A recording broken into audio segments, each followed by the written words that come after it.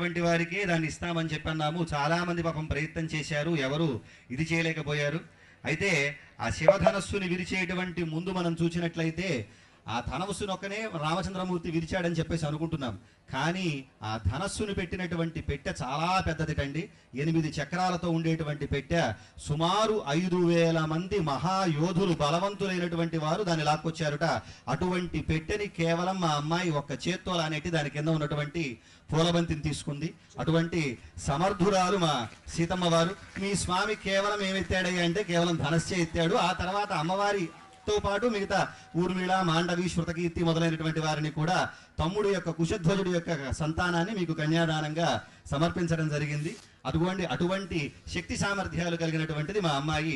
అలాగే మీరు ఇందాక వంశ ప్రస్తావన చేశారు. ఆ వంశ ప్రస్తావనలో ఇందాక మా చంద్రుడి యొక్క గుణగణాలను చెప్పాము. చల్లనివాడని చెప్పేసి, ఆహ్లాదకరుడు అని చెప్పి మీరు కూడా ఒప్పుకున్నారు. మావాడు రామచంద్రుడు అని చెప్పేసి అన్నారు. కాబట్టి ఆ ప్రసన్నత్వము ఉన్నదయ్యా అంటే, ప్రకాశత్వము ఉందయ్యా అంటే చంద్రే లక్ష్మీ ప్రభాసూర్య అంటూ వాల్మీకి మహర్షి చెబుతాడు.